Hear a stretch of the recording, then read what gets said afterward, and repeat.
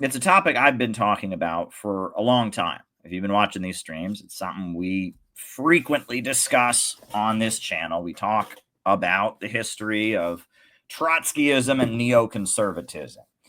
And the reason that I'm talking about it, and the reason I've got another slideshow prepared, is because this topic, it's been something that comes up in internet discussions. It's been a topic for the last, really since the Bush administration, people have talked about this. But lately, Nick Fuentes, the notorious internet racist, has been talking about this topic. And he's critical of Israel. Good for him. He says no war with Iran. Good for him on that. But he preaches racism and bigotry. And I am not a fan of that in any form, whether it's anti-Semitism, anti-Black racism. He also does that. I'm just not a fan of Nick Fuentes. And, Nick Fuentes has been talking about this topic that we talk about quite frequently on here. And he's been, of course, getting it wrong.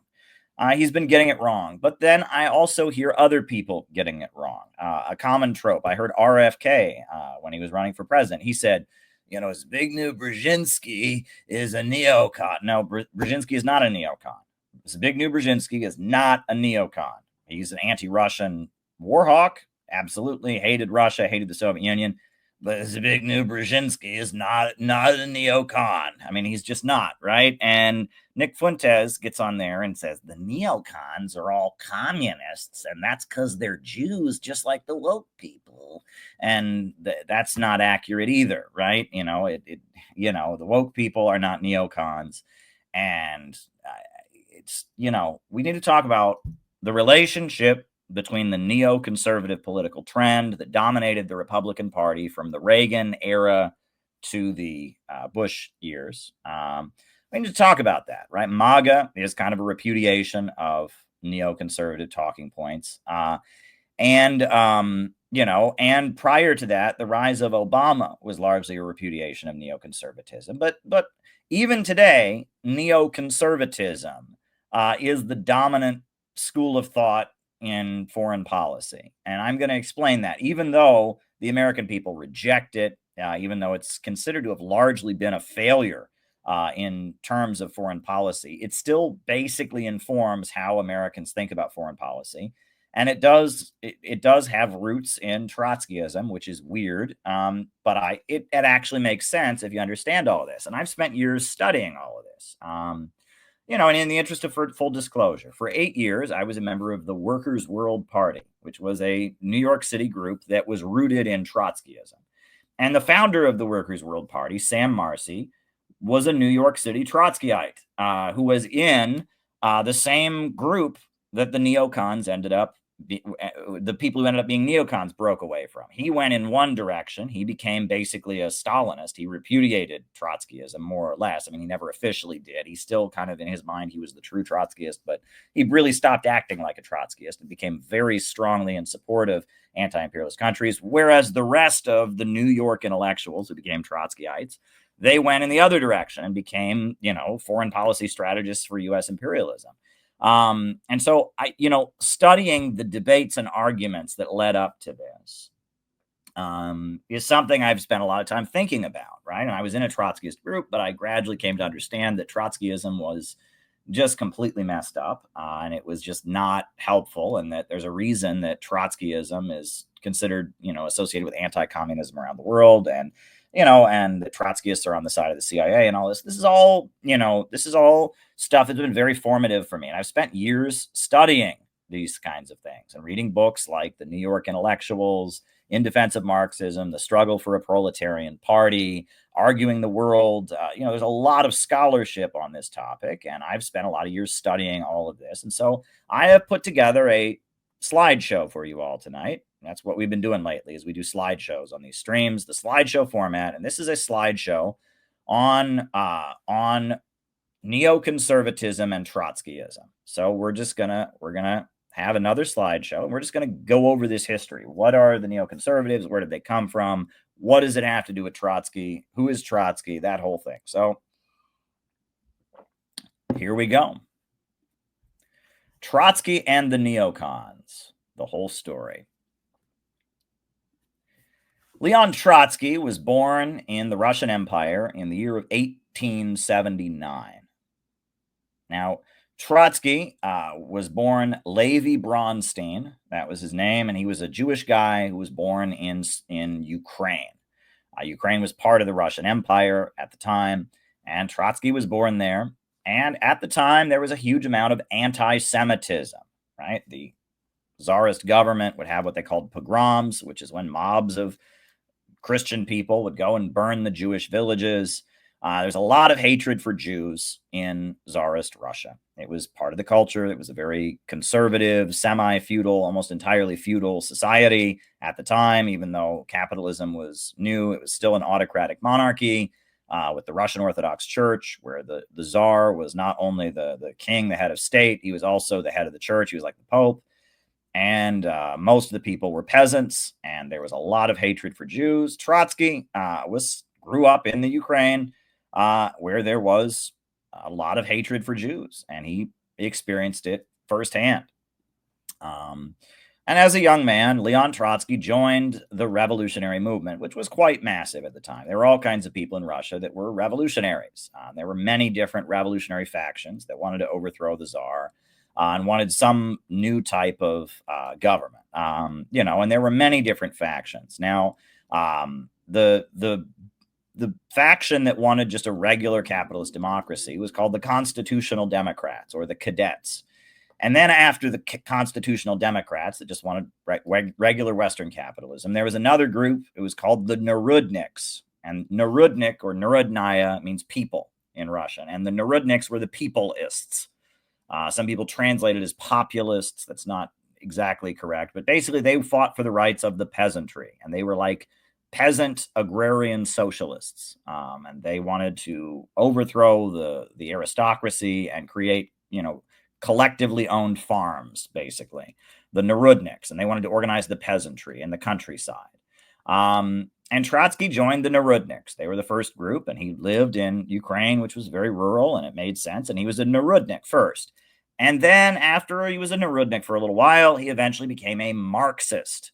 What was the difference between the Narudniks and the Marxists? Was the Marxists said that the revolutionary movement would come from the factory workers, not the peasantry. The Narudniks said it would be the peasants. The Marxists said it would be the factory workers. The guy who started Marxism in Russia was a guy named Plekhanov. And Plekhanov translated a lot of Marx's works into Russian. He was considered the father of Russian Marxism, was a guy named Plekhanov. And Plekhanov started the Emancipation of Labor Group, which eventually became the Russian Social Democratic Labor Party. Big, long name for a group. The Russian Social Democratic Labor Party. And that was the Marxist group in Russia. And it was pretty open. I mean, it was obviously illegal, but anyone could join it, as long as you agreed with certain points. And they went around supporting labor unions. And their goal was to lend the economic struggle a political character. Workers went on strike. They would go to them and say, wow, well, it's not simply a struggle against your employer. We need a working class government. We need the dictatorship of the proletariat. And that was what they did. And they engaged in tailism. If there was a strike or a protest someplace, they showed up and they said, we're Marxists and we support it. And that was their contribution, as they were lending the economic struggle a political character. Well, there was a young Marxist named Lenin who said this isn't enough. And Lenin met with various Marxists in exile in London, and he pitched them on forming a party of new type, a new revolutionary organization that would be very disciplined. That people would give the whole of their lives, and they would, come together and they would overthrow the Tsar and establish socialism and a working class government in Russia. And Trotsky was at the meeting where they gathered a whole group of Russians that were in exile in London to pitch this new organization. And Lenin, Lenin pitched it, and Trotsky said no.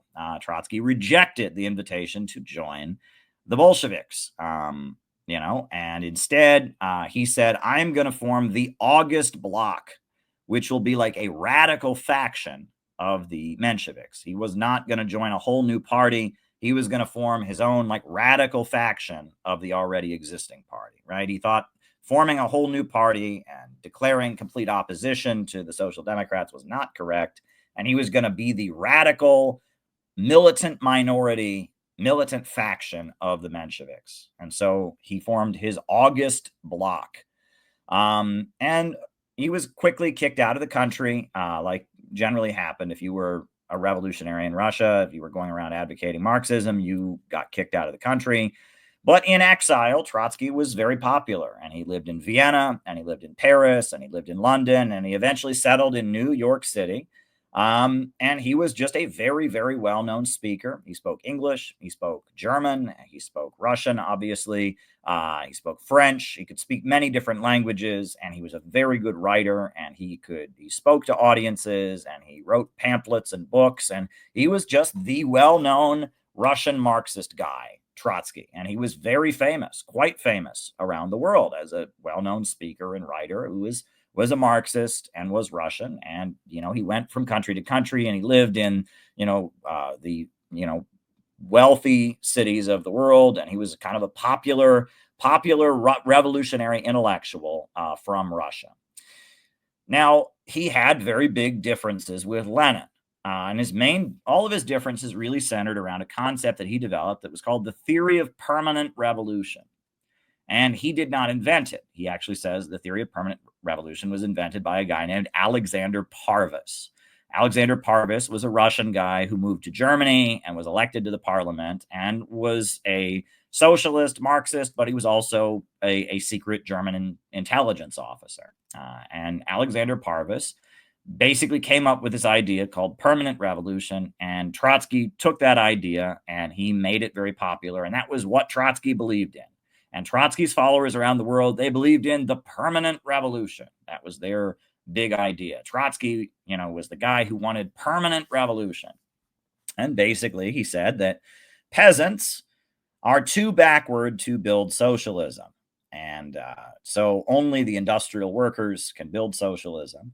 And so if you have a revolution in a country like Russia, you can't have it be a, quote, revolutionary dictatorship of workers and peasants. That's what Lenin was calling for. And the Bolsheviks called for a revolutionary dictatorship of workers and peasants. And Trotsky said, no. We take power in a developing country like Russia. We can only call for the dictatorship of the workers. And then we have to use our country to spread revolution to where it really counts, which is the Western countries. That he understood things in the classical Marxist way, that socialism comes after capitalism. And the only places that had fully developed capitalism were Western Europe.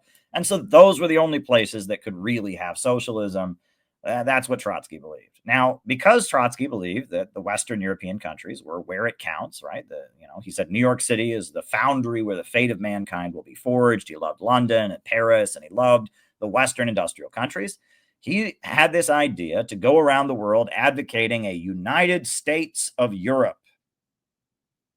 The United States of Europe. And the idea was that the workers of Europe were divided by nationality. There was the French, the Germans, the British, the Belgians, the Italians, or whatever. And the idea was that in order to move closer to having a working class revolution, you had to get rid of all the borders and make one European Union. And that way, all the workers of the Western capitalist countries would all be together. And eventually they would form one united revolutionary movement and overthrow capitalism, and you could have the permanent revolution. Now, Lenin disagreed with forming the European Union. And he said, we actually want division among the European imperialist countries, because if they all combine their strength, then they will more effectively exploit the rest of the world. And that, if France and Germany start disagreeing with each other, if Britain and America start disagreeing with each other, that's good, because that creates an opening for countries in the colonized world to have more freedom, etc. Trotsky didn't agree. Trotsky said, we want all the nationalities of Europe to combine into one mighty European Union. Well, it's interesting because we have such a thing now. We have the European Union. However, Trotsky did oppose World War I. When World War I broke out, all the social democrats supported it. Trotsky didn't support it, right? He did not support World War I. And so as a social democrat, as somebody in the social democratic parties, with his radical faction of social democracy, they opposed World War I. That was Trotsky and his followers. They were part of European Marxism. They opposed World War I, but they were not Bolsheviks. They were followers of Trotsky. They believed in the permanent revolution. Well, in 1917, Trotsky was living in New York City, and he was the editor of Novy Mir, which means New World or New Peace, and it was a socialist magazine for Russians living in New York City. He lived in Brooklyn, New York, and he, had this magazine for Russian speakers. Little known fact is that he was kicked out of various cafes and restaurants in New York City because he did not tip. Every time they would bring him his bill, he would give the waiter a speech about how he should form a union and how tipping was degrading and came out of feudalism, and he would refuse to tip because he said that he shouldn't have to, and that the workers should form a union and have a wage, so they shouldn't need a tip. And that made him very unpopular, to the point that there were a number of waiters that punched him in the face and said, "Never come back to my restaurant," threatened him with knives, etc. So Trotsky was banned from a lot of restaurants because of his snobby rich kid habit of refusing to tip and then giving a condescending lecture to the waiter about, "Oh, you shouldn't need a tip from me." I mean, it was just, you talk about class privilege. He was from a very, very wealthy family, and he thought he was the savior of the working class, and he was this rich guy who went around traveling to different countries giving speeches about Marxism. So I'm sure there were other people with him when they brought the check, and to show off about what a great revolutionary he was, he would not tip the waiter and give them a big condescending speech about how he shouldn't have to, you should form a union, blah blah blah blah blah. And he was a bit of an asshole. Trotsky was known as a bit of a pompous asshole. And that really just comes across the more you read about him. I mean, he was just, he was one of these really obnoxious, very self-important, thought he was the world's smartest man, talked down to people, didn't follow instructions, I mean, I don't know, narcissistic, self-important, I don't know. Trotsky, his personality is very, very, very obnoxious. But anyway, so that's Trotsky. He lives in New York City. He writes this Russian magazine. He doesn't tip in restaurants because he's so revolutionary. He doesn't tip. That's Trotsky. Well, anyway, February of 1917, the Tsar is forced to step down. Tsar Nicholas II is forced to step down, and there's a revolution going on. So Trotsky gets his ass back to Russia because, oh, wow, the country that he's from is having a revolution. He's the big revolutionary. He's got to be at the center of the action, right? So he goes back to Russia from Brooklyn. He gets to Russia and he realizes that the group that is going to make the revolution happen is the Bolsheviks. So he joins the Bolsheviks and he repudiates everything that he said against the Bolsheviks beforehand. He's like, oops, my bad. Didn't mean it. Says he doesn't believe in permanent revolution anymore. Says that, he doesn't believe in the United States of Europe anymore. Oh, my bad. Sorry. He joins the Bolsheviks. They bring him on to the Central Committee. He's Trotsky. He joins the Bolsheviks. And the Bolsheviks then take power in October of 1917. They become the ruling party of the Soviet Union. And so Trotsky, because he's this very well-known guy, a very, well-known speaker and writer, and because he can speak so many different languages and stuff, they make him the foreign minister of the Soviet Union. And his first job is to go and sign a peace treaty with the Germans. The Russians, were fighting on the side of America and Britain in World War I. And the whole point of the Russian Revolution was to get out of World War I. The Bolsheviks said peace, land, and bread was the idea, right? That we want the, we will end our involvement in World War I. And they just had a revolution with the understanding the Bolsheviks would come to power and they would end involvement in World War I. So Trotsky's job is to go to the Germans and sign a peace treaty and end the war. That's his job. Well, they send him to go meet with the Germans and he refuses to do it. And he says, you know what? I'm not going to do it. And he then comes back to Russia with no peace treaty signed. And he says, oh, I've got this brilliant idea. We'll never sign a peace treaty, but we'll deactivate the fighting. We'll have no war, but no peace. We'll never recognize the Germans. We'll never sign a treaty with the Germans because they're evil, rotten imperialists. But we'll end the war anyway. We'll just kind of like have no war, but no peace. That wasn't going to work, right? That's generally not how things work. Germany is a big, powerful country. World War I's going on. If they just demobilized the fighting without signing a treaty, the Germans would have just like marched in and invaded the place. So, he's outvoted, and Trotsky resigns as foreign minister and he steps down. So after Trotsky is the foreign minister, they make him the spokesman for the army, the Red Army. So after the Russian Revolution, Russia is invaded by 15 different countries, and they make him the spokesperson for the Red Army. And the Red Army is, trying to mobilize people to fight to defend the Soviet Union. The British have invaded. There's some American troops that have invaded. All these countries are invading. There's also Russians who don't agree with the Bolsheviks that are fighting them. The Russian Civil War is going on. And Trotsky's job is to be the front man. He's the public face of the Red Army. And he's actually very good at it. This is Trotsky, was actually quite good at what he did. They gave him a costume with a leather suit and leather pants and a visor hat, right? They gave him a really nice, fancy costume, right? Keep in mind, this is a very poor country, and this is 1920s. This is like 1918, 1919, 1920, right? And so, you look at that, they gave him, this leather outfit. He wore leather pants, and he had a visor hat, and he wore gloves, and, he was pretty, he was like a rock star, basically. He was a rock star. And he had a special train car that he went from military base to military base in this wild outfit.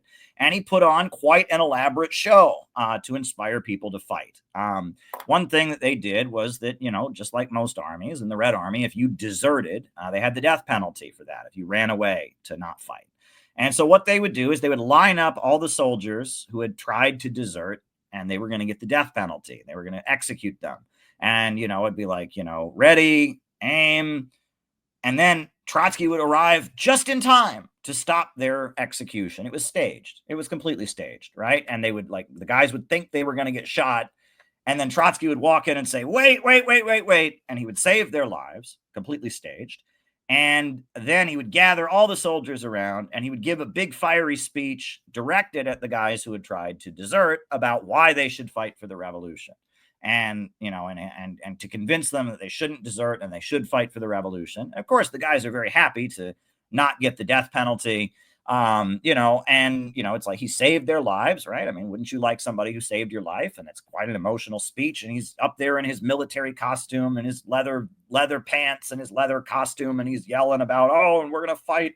And then he would end his speech by pulling a gold watch out of his jacket, a fancy gold watch, and he would pick one random soldier from the crowd and bring him up and say, this is your lucky day. You have won a gold watch. Yay! And he would give the guy a gold watch, and everyone would cheer and applaud. Oh my God, it was so exciting. Not only was it a great show, not only did he save the lives of the guys who were going to get the death penalty for deserting, but on top of that, somebody randomly got a gold watch. It was a great show. And this is actually probably the best thing that Trotsky ever did. These elaborate, propaganda rallies that Trotsky staged for the Bolshevik military were pretty damn good. And, if you're going to fight a war and you have to inspire people to go out and risk their lives for your army, you're going to need to have some really, really effective propaganda. And Trotsky was a great speaker, and he was a great showman. He knew how to put on a good show. And so, hey, good for Trotsky. Good for him. He could do it, right? And he made it happen. He put on a great show. To his credit. Now, what's interesting is that I think what Hitler did, the big rallies they had in Germany, the Nazi rallies they did years later, were probably very much inspired by what Trotsky did. I know that, Goebbels, who was the head of Nazi propaganda, his favorite movie was The Battleship Potemkin, which was the Bolshevik propaganda film. And that I think that, the military outfit and the big rally with speaking to people and the uniforms and all of this had a lot to do with what the fascists eventually did, which is kind of hilarious. The Trotskyites would get really mad if you point that out. But it's just a good show, right? It's good propaganda, and I think all kinds of different political movements, learned how to do these kind of things. But, what's funny is that, nowadays, all these, internet leftists and all of that, they get silly and they do a whole thing about, someone's wearing a uniform that looks fascist. Someone's, Trotsky actually invented all. So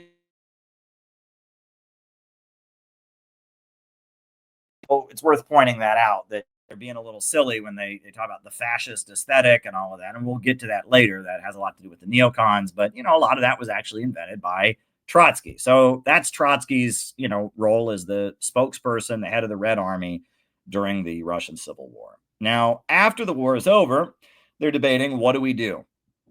So, Lenin says we have to have the new economic policy. Basically, we're a really poor country. We need to have some free market stuff, some private capitalism to just get the economy going again. Trotsky, of course, doesn't agree with that. He wants to continue war communism. He wants the military, wants everything to be militarized. And that makes perfect sense because he's the head of the military. And also, he still has this theory of permanent revolution. He wants to march communism into Europe. He wants one gigantic bloody crusade to spread communism. And so, the idea of like slowing down and having capitalist, markets and stuff like that, peasant enrich yourself and encouraging small farmers, things like that. He's not in favor of that. But he's defeated. And after Lenin dies, Trotsky forms the left opposition, which is people that, they call themselves the left opposition. And Stalin and Bukharin, Stalin was the centrist. He was the, socialism in one country. Bukharin was the right opposition, and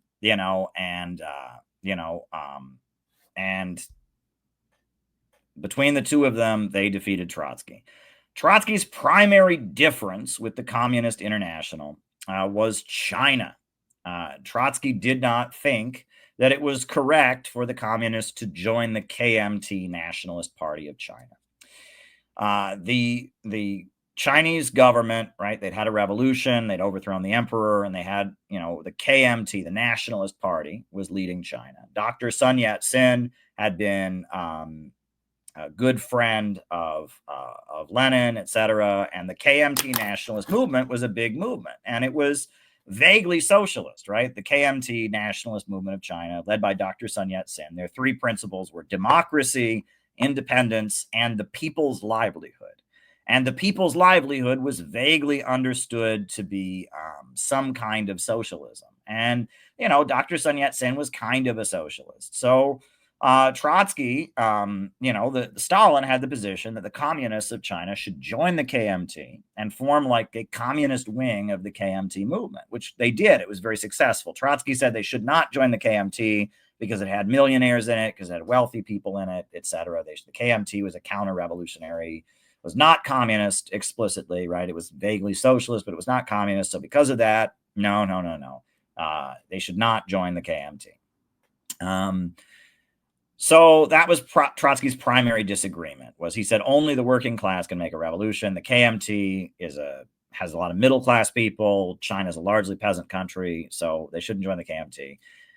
That was his primary disagreement. But he has his theory of permanent revolution. He doesn't like what Stalin wants to do with the 5-year economic plan, socialism in one country. He doesn't like that. He wants them to be spreading communism all over the world. So he has his falling out with Stalin, and he eventually goes into exile. At first he goes to Turkey, then he goes to France, and then he moves to Mexico. And from exile, he builds a movement of communists who don't take leadership from the Soviet Union, right? Stalin is running the Communist International and the Third International, headquartered in Moscow. Trotsky forms his own group, the Trotskyists. Eventually they call themselves the Fourth International. And they are in opposition to the Soviet Union. And they blamed the rise of Hitler on the Soviet Union. They said the communists should have teamed up with the Social Democrats to block Hitler. And so it was Stalin's fault that Hitler came to power, which is absurd. They also, called for the independence of Soviet Ukraine. They wanted Ukraine to break away from the Soviet Union, which is a very bizarre position. It's a very, very odd position to take. Why would you want to break apart the Soviet Union? And it also coincides with what the Nazis were doing. The Nazis were funding Ukrainian nationalists as well. And that it's pretty clear that whether Trotsky knew it or not, the Nazis were kind of boosting and promoting Trotsky and his wing of communism as a way to, divide communists and separate communists from the Soviet Union, weaken the opposition. In Spain and in various other places, the Trotskyists were against the Popular Front, which was the anti-Nazi, anti-fascist alliance that the communists were building. And they called for things that lined up with what the Nazis were doing, like calling for the independence of Ukraine, like trying to cause division within the Spanish Republic and opposing the Spanish Republic at a time the Spanish Republic was opposing Franco. And it's been proven that the Nazis funded. They funded a radio station that preached Trotskyism and spread Trotskyism into the Soviet Union. And that Mussolini paid for publications of Trotsky's books. And in the United States, the main newspaper that was supporting Hitler before World War II was the Journal American, funded by William Randolph Hearst, and they published Trotsky's articles all the time.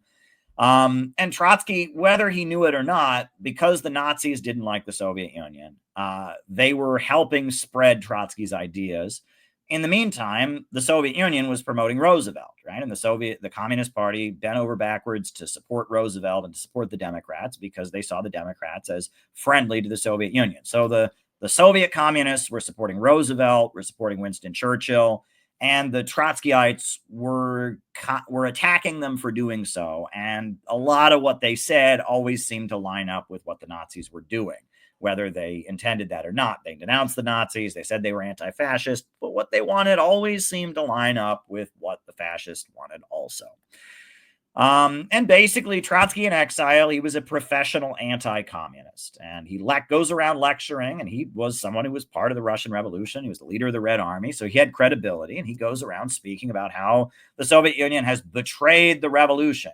And though he says the Soviet Union is still socialist, it's still a workers' state economically, but it is led by a parasitical bureaucracy. It has degenerated. And so it needs a political revolution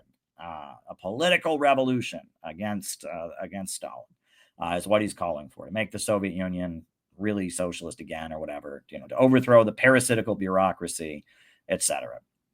Now, Trotsky was actually invited by the Republicans to testify before the U.S. Congressional Committee investigating Roosevelt for his ties to the Communist Party. Martin Dies, who was the congressman from, I think, Nebraska or where was it? Nebraska or Montana or someplace like that.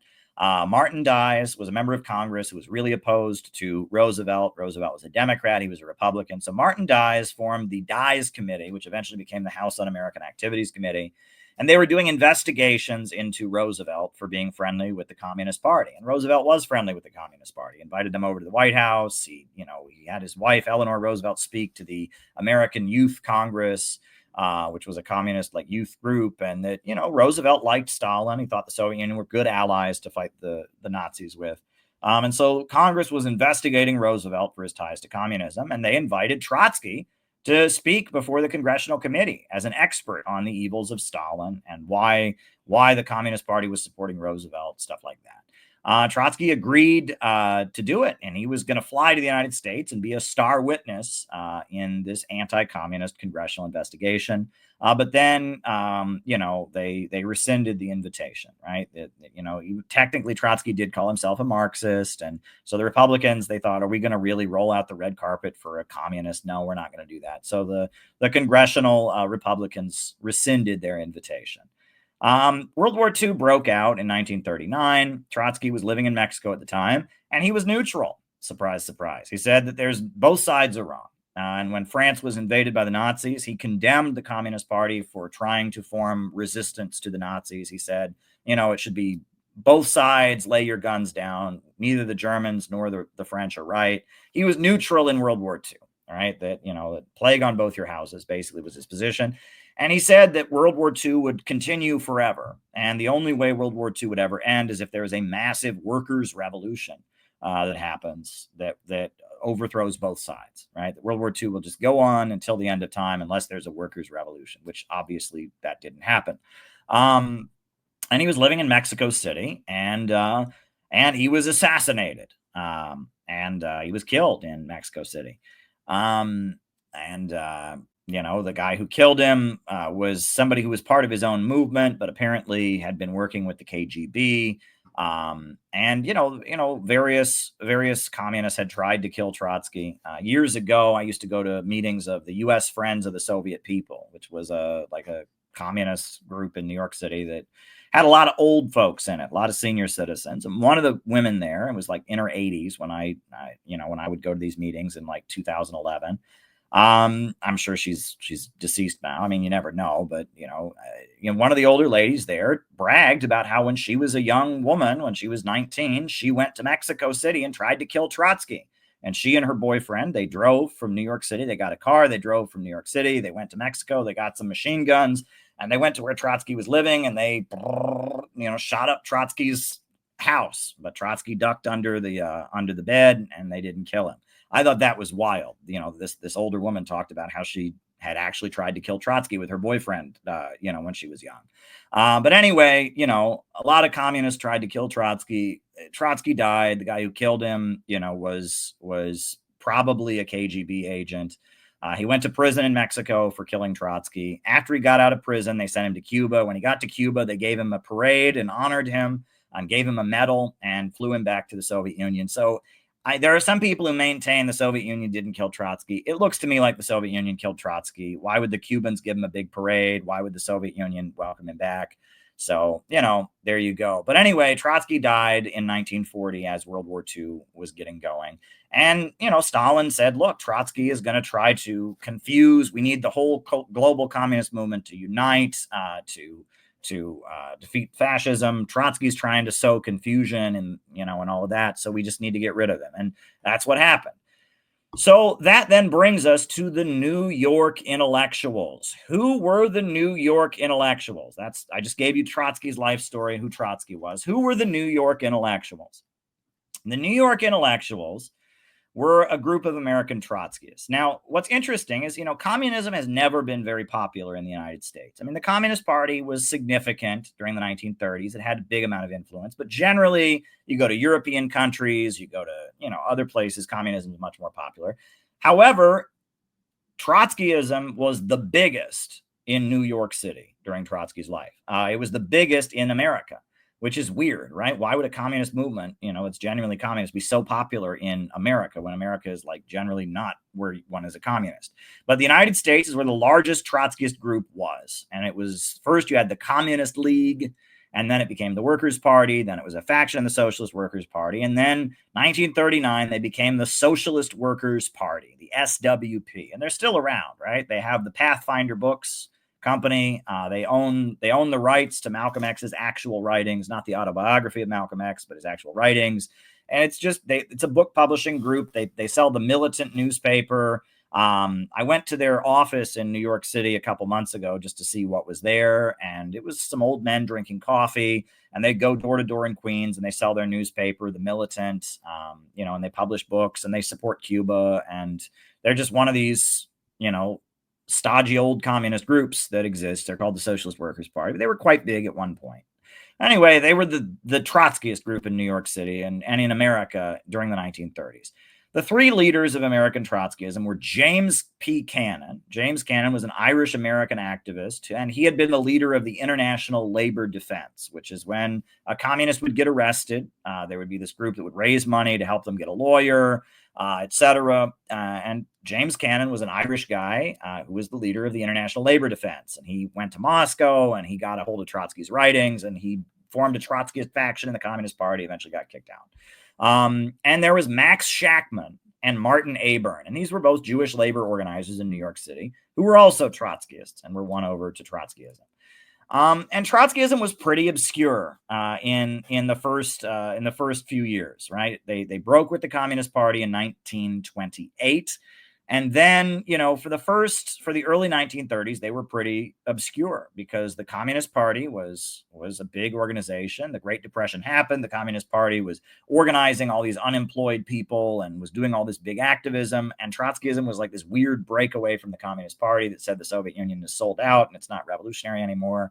And it was pretty obscure, right? There weren't that many of them. It was just something that people knew about. And it was the other communists, right? You had the Communist Party, and then you had the other Communist Party, which was the Trotskyists. However, the big opening for the Trotskyists was the Communist Party, after Hitler came to power in Germany, after Roosevelt was president of the United States, they went into the Popular Front period. where basically they wanted to build a broad united front against fascism. And so they supported Roosevelt, and they toned down their radical messaging, and they waved the American flag, and they were very patriotic. And they, they talked about Roosevelt was really, really great. And they supported labor unions, but they kind of toned down their, radicalism, etc.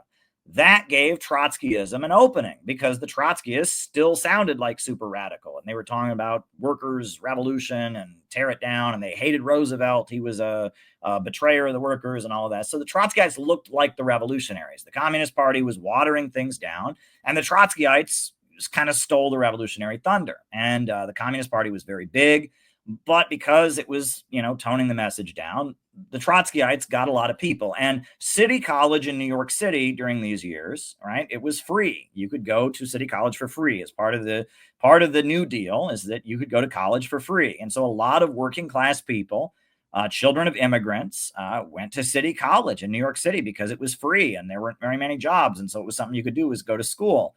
And it was dominated by leftist politics. And the Trotskyists recruited very, very heavily on the campus, because they appeared much more radical than the Communist Party. The Communist Party was saying vote for Roosevelt. The Communist Party was saying labor unions are good, fascism is bad.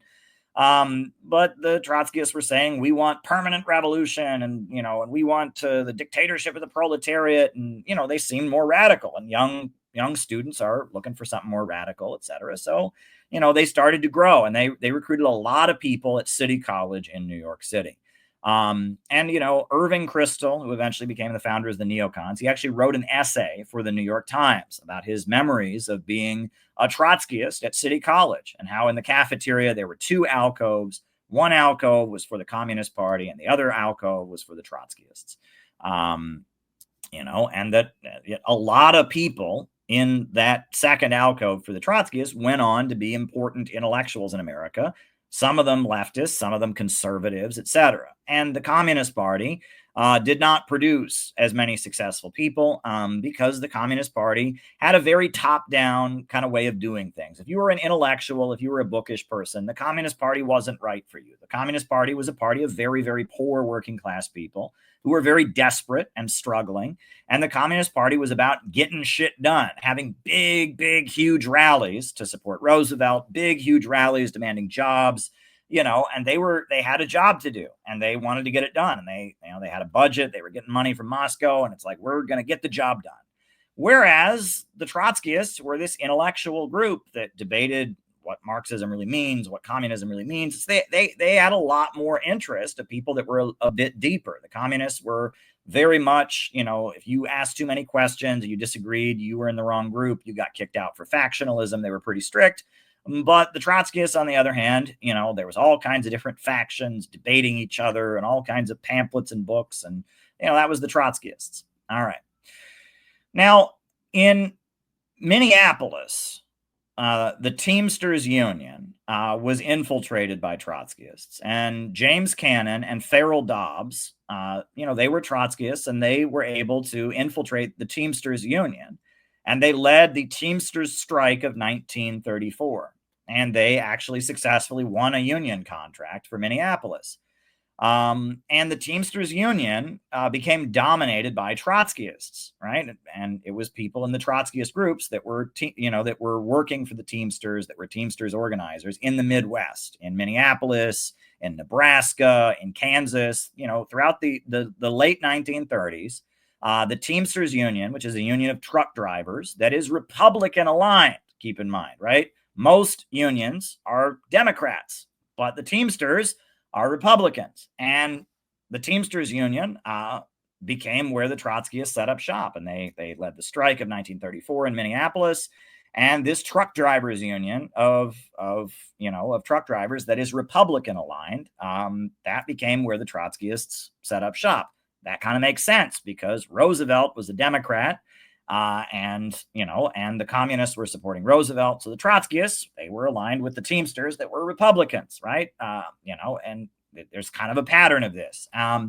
And Jimmy Hoffa was a truck driver organizer, and it was actually the Trotskyites who trained him. Farrell Dobbs and James Cannon trained young Jimmy Hoffa in how to be a union organizer. Now, Jimmy Hoffa was just a Republican. He was not a communist, but he learned the art of union organizing and how to fight dirty, right, from the Trotskyists, right? And that, that they used strong arm tactics, right? There was one Trotskyist group that used to have a bumper sticker, and the bumper sticker had a picture of a baseball bat, and it said, "When labor plays hardball, workers win."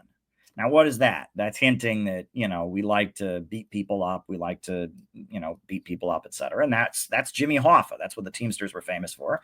Well, that was the Trotskyites that taught him to be that way, right? It taught him to fight dirty, right? And talk about union thugs and all of that. That's, and that Trotskyists were involved in that. So was the Communist Party, though. The Communist Party did that with the Steelworkers Union and all of that. And the labor movement in the 1930s was very violent. I mean, these strikes were like armed battles, and people had guns, and so all of that. But Jimmy Hoffa is this union boss who supported Richard Nixon and stuff. Who was a big kind of a household name, a celebrity in the United States in the 50s and 60s. Eventually went to prison and was mysteriously murdered. There's whole movies about him and stuff like that. Well, Jimmy Hoffa was trained by the Trotskyists, and the SWP. The Trotskyists had two factions. There were, in the Midwest, in Minneapolis and in Wisconsin, you had people that were aligned with James Cannon that were union organizers, and they didn't like the Communist Party, and they were mainly in the Teamsters Union, but they were union organizers. But in New York City, you had a bunch of intellectuals and writers and, college professors and people like that were Trotskyists.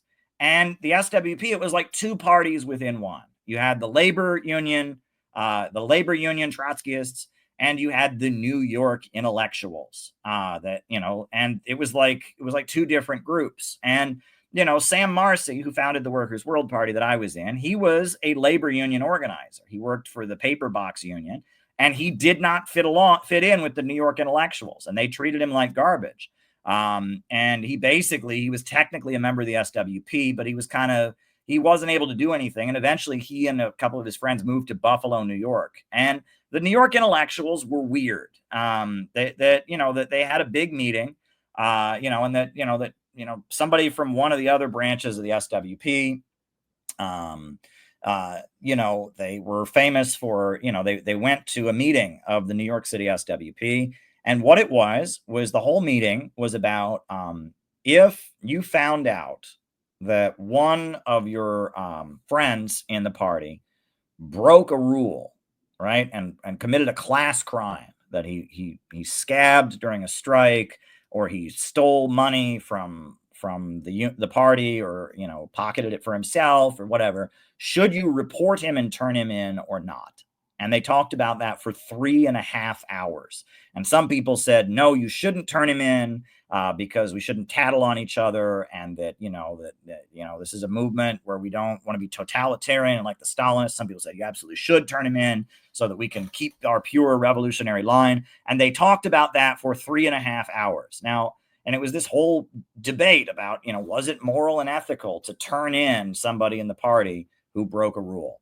And that was kind of how they were. They were very much, it was about morals and ethics and what would you do under this situation. It was like a philosophy club, kind of. They weren't, organizing strikes and unions, and they definitely didn't like the Soviet Union. And the New York intellectuals ran the New York City SWP, and they were the people that ran it in New York City. James Cannon was the leader of the SWP largely. So what happened? 1939, the USSR and Nazi Germany signed a non-aggression pact. And that's a big deal because the Soviet Union had been going around the world building an anti-fascist alliance. And the Nazis had been going around the world saying that we have to fight the communists. And the pact between Germany and Italy and Japan was called the Anti-Comintern Pact. And so for the Nazis to turn around and sign a pact, a non-aggression pact with the Soviet Union to turn around and sign a non-aggression pact with the Nazis, that was a huge derail, a huge confusion. Like, why the hell did that happen? Well, the reason it happened was because Hitler was increasingly not getting along with Britain and France and America. and he was gonna go to war with them, and he needed somebody that one country that would not go to war with him on their side. And the Soviet Union had gone around to Britain and France and America and tried to get them to sign an alliance against Hitler, and they had refused. France had temporarily had one and then broken it. And so basically, because none of the Western countries would sign an anti-fascist alliance with Stalin, and because Spain had had a fascist named Franco take over, the Soviet Union was basically saying, look, we're running out of time here. So to buy time, they drew a line down the center of Europe, and the understanding was that Hitler could move his armies up to this line, but he couldn't go past it. Stalin could move his armies up to this line, and they couldn't go past it. It was a temporary non-aggression pact, the Pact of 1939. And the U.S. government was really angry. Roosevelt had been supporting, had been friendly with the Communist Party, but it was a huge game changer. Like suddenly, the U.S. mainstream media was demonizing the Soviet Union again. And they called the Communist Party the Communazis. And Earl Browder, the head of the Communist Party, was thrown in federal prison. And the U.S. media went into an anti-communist, anti-Soviet overdrive, demonizing the Communist Party because they were hypocrites, because they were anti-fascist, but yet they would sign this non-aggression pact with Hitler.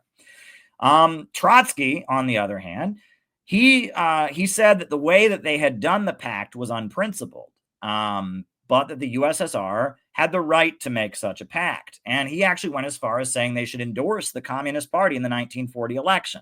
Now, again, this follows a pattern. Trotsky generally does everything against the communists, but yet at the moment when the communists and the Nazis are getting along, all of a sudden Trotsky says, let's endorse them. I mean, it's like, it gets really blatant that the fact that Trotsky was on the payroll of the Nazis, it gets really obvious at that point. It gets pretty ridiculous. But anyway, so Trotsky says, you should endorse the Communist Party in the 1940 election. The Trotskyists in America don't listen to him.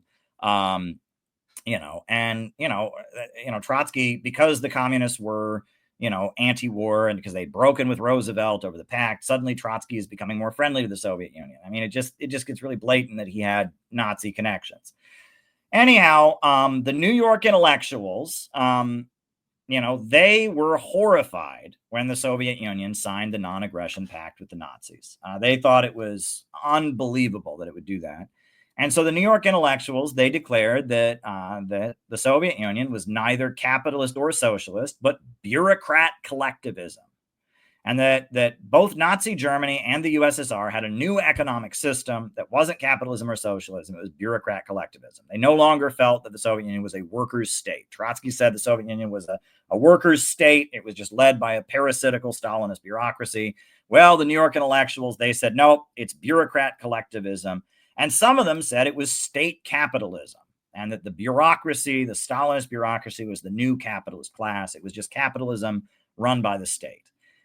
And Trotsky denounced the New York intellectuals. And he said that their third camp position, arguing that they should neither support the USSR or Western capitalism, but instead this genuine workers' democracy from below, that this was completely silly, right? And that the idea that, that they were the third camp, right, between the, state capitalism and Western imperialism, and that they represented this genuine workers' democracy from below. Trotsky said, where is this third camp? I've never heard of this third camp. Where does it exist? It's not real. It's something that you made up, right? There's two contending social systems, socialism and capitalism, and you made up something new so that you don't have to support either of them, and that's just silly. And Trotsky says, to his credit, he maintains the Soviet Union technically as socialist, even though he doesn't like Stalin. So the New York intellectuals are led by Max Shachtman, Martin Aburn, and James Burnham. And they fight against James Cannon for control of the SWP. And there's a big fight, and James Cannon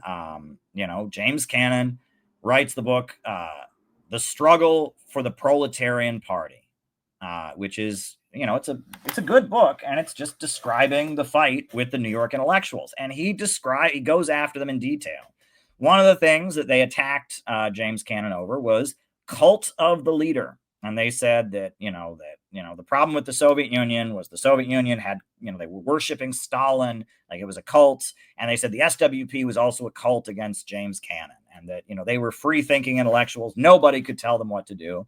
And James Cannon said, look, we don't agree with the Soviet Union, but the idea that we're practicing cult of the leader is absurd. We just, that was really what it was about. Right. And that if you read, I actually recommend reading The Struggle for a Proletarian Party. It's a good book, because he's talking about all the people who became neocons eventually, and how basically they wanted to prove they were free thinkers. They weren't part of a group. Oh no, they had their own ideas. No one could tell them what to do. They weren't, and it's this thing that a lot of people get into. I think for myself.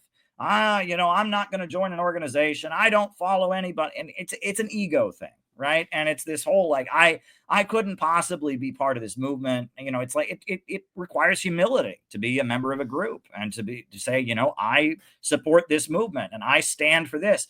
And they were just too smart to do that. They wanted everyone to know how smart they were, and they didn't want to be associated with the Soviet Union. Oh no, the Soviet Union is all bad. It signed a pact with the Nazis, and that it was the reason it's called A Struggle for a Proletarian Party is that they viewed the New York intellectuals as like a middle class faction, a middle class deviation of the Trotskyist movement. That they were a bunch of middle class intellectuals who wanted to be smart and wanted to write books and all of that, but they didn't really want to build a revolutionary movement, and that they had joined Trotskyism when it was trendy, right? When the Soviet Union was the main communism, but Trotskyism seemed like this radical thing to be. It was kind of a trendy thing to be a Trotskyist. But then when the Stalin-Hitler Pact, the Molotov-Ribbentrop Pact had been signed, all of a sudden to be a Trotskyist wasn't cool anymore, and they ran away. And that one of the things that James Cannon calls them out for is he says that they confuse their own anxieties with the feelings of the masses, right? And this is a really common thing among Trotskyists. They feel a certain way, and they then say, oh, all the other people feel this way, and they don't, right? They're having their own issue, and they try to project that onto everybody. And that's a really common thing. For example, right? This was something that I saw during the Iraq, after the USA invaded Iraq, the Democrats were elected, and the anti-war movement kind of went away. And that the big Trotskyist group in New York City is called the ISO, the International Socialist Organization. They're descended from Max Shachtman. And they would always say the reason there was no anti-war movement was because the anti-war movement had not denounced Saddam Hussein enough. I kid you not. And I don't know where they got that from. I don't know. I mean, is that, the reason there were no anti-war protests is because the anti-war movement had not denounced Saddam Hussein enough. And they had like a quote. I used to work for Ramsey Clark, who was the former U.S. Attorney General, who was Saddam Hussein's lawyer. Ramsey Clark had talked about Saddam Hussein's healthcare system or something at a rally. And that was why there was no anti-war movement. Like, that's insane, right? You think there's anybody who said, oh, I'm going to go to an anti-war protest. Oh, wait, they haven't denounced Saddam Hussein loud enough. I better not. That's crazy. But that's what they thought, because they're Trotskyists, because they hate Saddam Hussein. He's a totalitarian dictator. That's what they thought. And they projected that onto the masses. And Trotskyists would always do this, right? It was, another common thing, right? And I used to have there were two older guys I knew. One of them was a Trotskyist. One of them was a Stalinist. And one thing that they realized was that their primary disagreement was, why is there anti-communism? Why is there so much anti-communism in America? My friend who was a Stalinist said it was because of propaganda, demonizing the Soviet Union, demonizing communism. My friend who was a Trotskyist said, oh no, working class people in America know what the Soviet Union is really like, and they don't like it. Well, that's crazy. That's ridiculous. That is just not the case. You think Americans know anything about the Soviet Union? Americans think communism is, everyone gets paid the same wage no matter how hard they work. Americans don't know anything about that. But they felt that way. They looked at the Soviet Union. They didn't like it. So clearly the masses must be like them. And that this is a common middle-class deviation, is you feel a certain way, and you can't understand that you feel that way, but other people don't. You project it onto everyone else. Now, we all do this to some degree or other, but this is a really common thing. And these New York intellectuals, that's what they did. They didn't want to support the Soviet Union anymore because it had signed a pact with the Nazis. And so they announced, oh, the working class, will never support a movement aligned with the Soviet Union, which was ridiculous. Communist parties were everywhere. And especially during World War II, they grew in big numbers. It was ridiculous, right? And that they were writers and professors and intellectuals. They had their own career aspirations, and being part of a group, it was degrading. It meant they weren't the smartest people in the world. And that they wanted to show that they were free thinkers, and no one could tell them what to do. And they weren't part of the cult of the leader, right? They were free thinking, independent, they had their own ideas and all of that. It's a juvenile thing. And again, we see this a lot, right? There's people feel that if they join a movement, that they're somehow admitting that they're not a smart person. They're not free thinking or whatever. So what you should do is not join a movement. You should just repeat what everybody else says and follow the mainstream media, because that's what real free thinking people do. I mean, it's ridiculous, right? But it's part of the brainwash of this society. Part of the radical individualism of Western society is like, if you join a movement, you're in a cult, you're brainwashed. So what you should do is you should think for yourself and just repeat mainstream media. And that's what these guys were doing. They said, well, we think for ourselves. And so, if you read The Struggle for a Proletarian Party, James Cannon just rakes these guys over the coals because that's what they were doing. So Max Shachtman, he formed the Workers' Party, which is a new Trotskyist organization. And a number of people joined it, including Irving Kristol and Irving Howe. And Hannah Arendt was very close to them. Now, Hannah Arendt is the person who is considered to be like one of the main people responsible for the concept of totalitarianism. And she wrote about totalitarianism, etc. After the Second World War, the Workers' Party, which was the Trotskyists of New York City, the New York intellectuals, they became the Independent Socialist League. And they started independent socialist clubs on college campuses. So, on various college campuses, you would have the independent socialist clubs, right? So 1949, after World War II, there's McCarthyism, obviously. And the Communist Party is outlawed. The leaders of the Communist Party are thrown in jail. I mean, there's a huge hysteria against communism. The Communist Party had been a big part of Roosevelt's coalition. A section of the Democratic Party had worked with the Communist Party. But now that the USA and the Soviet Union are no longer allies in World War II, now the communists are public enemy number one. They're hated. The House Un-American Activities Committee, the FBI is going after them.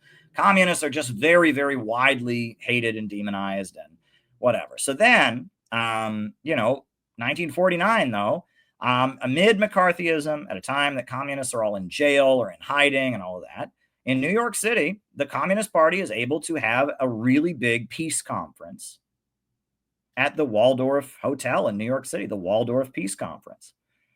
And they get a lot of really famous people to speak at it. Albert Einstein speaks at it. W.E.B. Du Bois speaks at it. Aaron Copland, the composer, he speaks at it. And even though the Communist Party is so hated and the Soviet Union is so demonized, it's the height of McCarthyism. At this hotel in New York City, they have a big conference that's paid for by Moscow, and it's paid for by the Soviet Union, where they defend the Soviet Union. It's a peace conference saying the Soviet Union is right in World War II. It was a really big achievement. And the CIA was furious about it, right? And the FBI, was at it, was going through it, was at the door, writing down the name of every person who went in. And there were a couple Canadians who attended, and they were like arrested and, dragged out of their hotel rooms and deported from the country. I mean, it was really, the FBI went crazy against it, but they still had this amazing conference. The CIA was watching this and they were fuming. Oh my God, how can all these smart people, all these writers, all these intellectuals, actors, how can all these people be supporting the Communist Party? And they're just really upset about this. So the CIA says, we need to start funding artists and intellectuals and scientists and thinkers, etc., who are anti-communist. And some of them can be socialists and some of them can be leftists, but they're against the Soviet Union. That's what matters. And so who did they hire to run their program? They launched the Congress for Cultural Freedom is their program that they set up to start funding writers, intellectuals, scientists, and others who are against the Soviet Union. Who do they hire to run it? Irving Kristol. Irving Kristol, who's a follower of Max Shachtman. And he's the guy who becomes the director of the Congress for Cultural Freedom. And the Congress for Cultural Freedom publishes a magazine called Partisan Review, which is a socialist magazine that is distributed all over the college campuses. And it's critical of American society. It makes fun of Joe McCarthy. It opposes the military-industrial complex, but it also demonizes various intellectuals who are pro-Soviet. And it wages like targeted cancel culture campaigns against writers and artists who defend the Soviet Union. And they particularly went after Lillian Hellman, the playwright. They went after W.E.B. Du Bois, the black intellectual.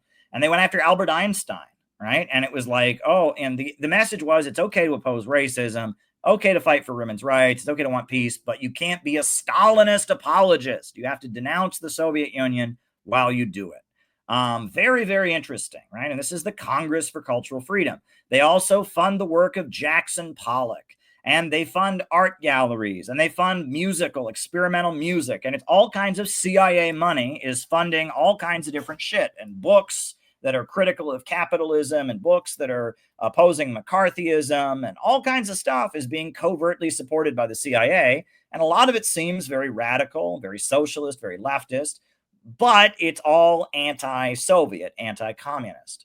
Very interesting. So then a lot of these intellectuals associated with the Congress for Cultural Freedom, a lot of them, they really focus on equating the Soviet Union with Nazi Germany, saying that the Soviet Union and Nazi Germany are the same system, right? It's the same thing. And that they kind of start focusing on leftism is not about building a working class movement.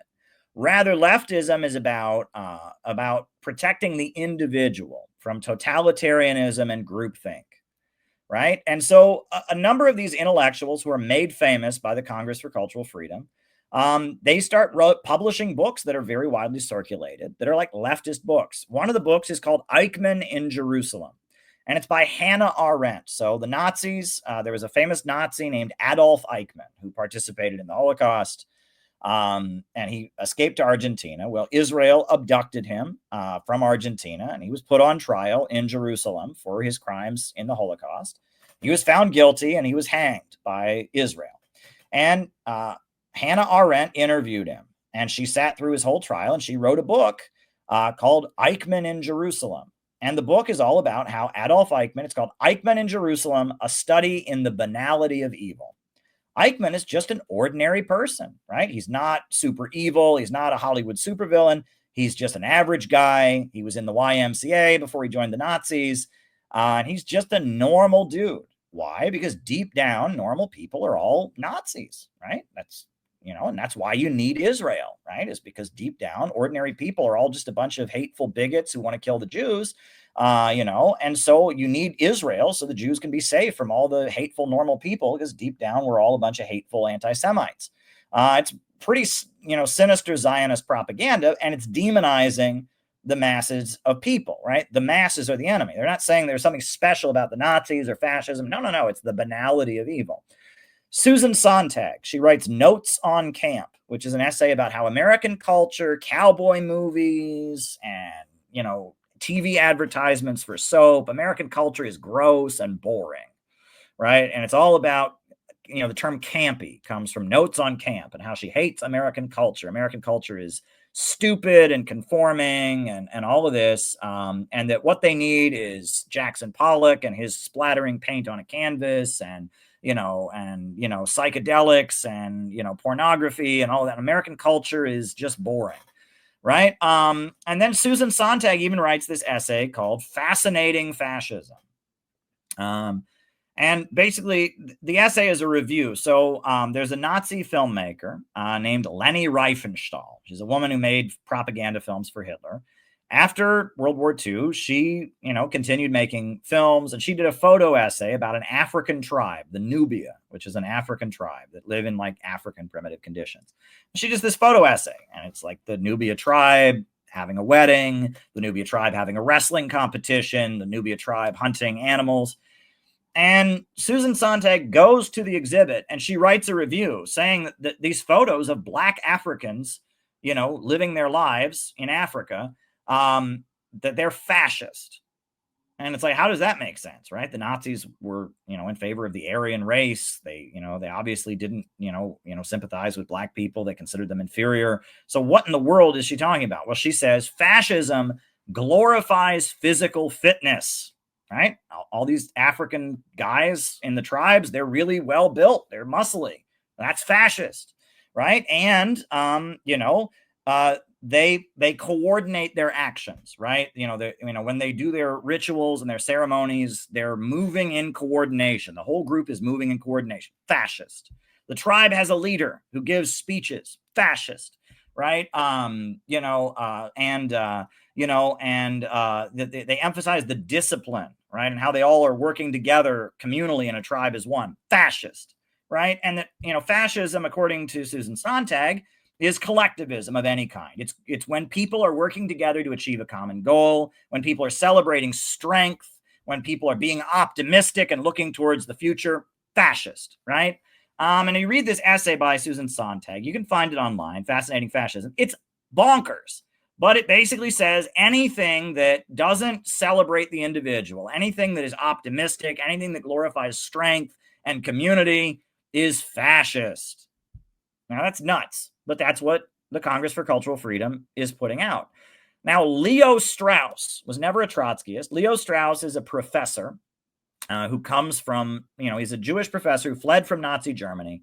He moves to New York City, eventually to Chicago, and he's a philosophy professor. And he starts mentoring a lot of these people from the Congress for Cultural Freedom, right? Susan Sontag, Hannah Arendt, but also a lot of other people. Irving Kristol becomes a very close associate of his.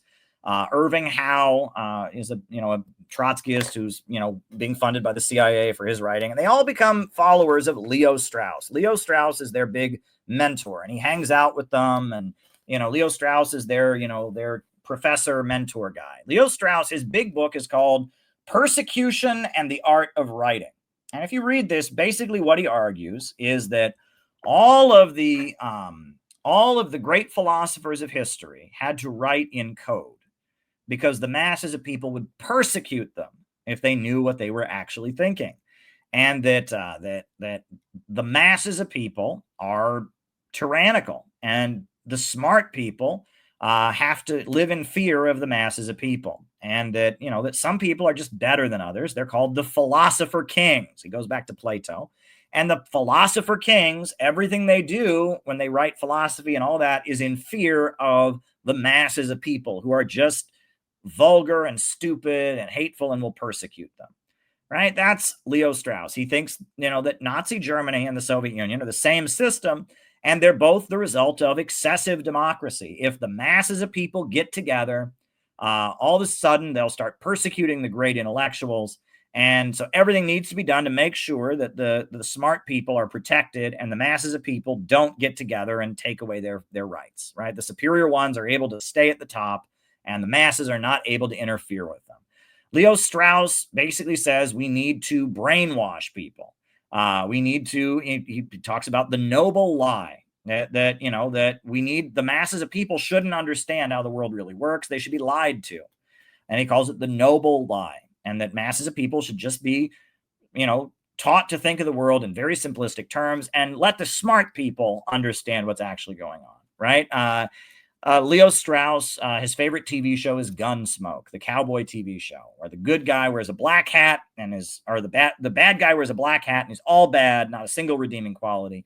The good guy wears a white hat, he's all good and never does anything wrong or has any flaws, right? It's black and white, simplistic thinking. And he argues that's how the masses of people should understand the world, right? It's just black and white, because the masses of people are so stupid.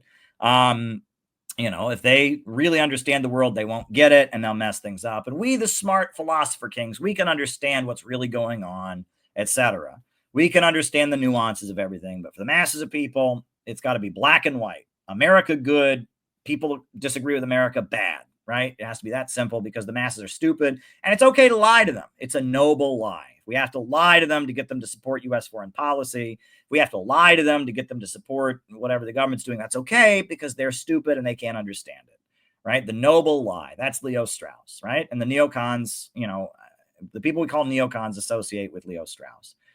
Now, Max Shachtman, he's the leader of this Trotskyist group, the Independent Socialist League, that all these Congress for Cultural Freedom people are members of.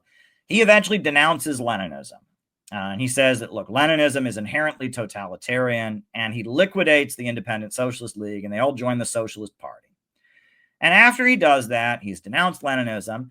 They give Max Shachtman the job to basically run the AFL-CIO. The head of the AFL-CIO, the big labor union federation, it's a really big part of the Democrat Party in the United States, the AFL-CIO, is a guy named George Meany. But George Meany is just the public face. It's really Max Shachtman who runs the AFL-CIO. So this New York City Trotskyist labor union guy, he's the head of the AFL-CIO. And this guy has a huge amount of power in the Democratic Party. Like, people who are running for president go to his office to get his support. I mean, he controls the AFL-CIO. No one's ever heard his name. He's an obscure communist intellectual, but he's the guy who is like the power behind the throne, Max Shachtman, and that he's the guy who has all this power. And he's this former Trotskyist who started working for the CIA. And he mentors a young Irish-American writer named Michael Harrington. And Michael Harrington is like Max Shachtman's, student. And Max Shachtman helps Michael Harrington get a book deal, and he writes a best-selling book called The Other America, which is about poverty in America. And it's a best-selling book all about how even in the 50s and 60s, when the USA had a booming economy, there's a huge amount of poverty. So Lyndon Johnson hires Max Shachtman to work in his administration and design his anti-poverty programs. And so this Michael Harrington is hired by Lyndon Johnson. He works at the White House for Lyndon Johnson, even though he's, a Trotskyist or whatever. Max Shachtman, before he died in the early 60s. Before he died, he actually supported the Bay of Pigs invasion because he says Cuba is a totalitarian Stalinist regime and that the USA should overthrow Castro. And Michael Harrington supported the Vietnam War because, it's Stalinism. And Michael Harrington and his group of people that were followers of Max Shachtman before Max Shachtman died, people start calling them the State Department Socialists because they work for the U.S. government. They work in the Johnson administration, and they support U.S. foreign policy. They support the Vietnam War, etc. And they're the State Department Socialists. It's Irving Kristol, Irving Howe. It's all these former Shachtmanites, and they're Democrats, and they support U.S. foreign policy. However, as the 1960s gets going, the anti-war protests keep getting bigger and bigger and bigger. 1968, 1969, and it gets to the point that, that the State Department Socialists divide. Irving Kristol is one of these State Department Socialists, and he thinks that the anti-war movement is becoming pro-communist, and it's really dangerous. So he supports Richard Nixon. He becomes a Republican. Because Richard Nixon is going to stop the protests among the students, and he's going to stop the black community from rebelling. And he views the protests of the students and the protests of the black community as the threat of communist revolution. Irving Howe and Michael Harrington, they turn against the Vietnam War. They say, look, the Vietnam War is bad. And they actually start running Dr. Martin Luther King Jr.'s anti-poverty work before he's assassinated. And as the campus protests begin supporting Palestine, right? So 1967, you have the war between Israel and all the Arab states, and the Soviet Union supported the Arab states and recognized the Palestine Liberation Organization. So because of that, right, a lot of the protesters that are opposing the Vietnam War and waving the Viet Cong flag start supporting the Palestinians. And, all of them, Irving Howe, Irving Kristol, they're all horrified by that. That's anti-Semitic. You can't have that, right? And they denounce that as anti-Semitism. And Irving Howe writes articles for the New York Post or the New York Times Review of Books saying that, that these students, the anti-war protests are anti-Semitic and all of this. And, it's a big thing. And they notice that, the student protest groups, as they're becoming like pro-communist and more radical, they're supporting the Palestinians, and that's completely unacceptable. Now, Irving Kristol and Leo Strauss start becoming advisors to Richard Nixon's presidential campaign in 1968. Richard Nixon is running for president.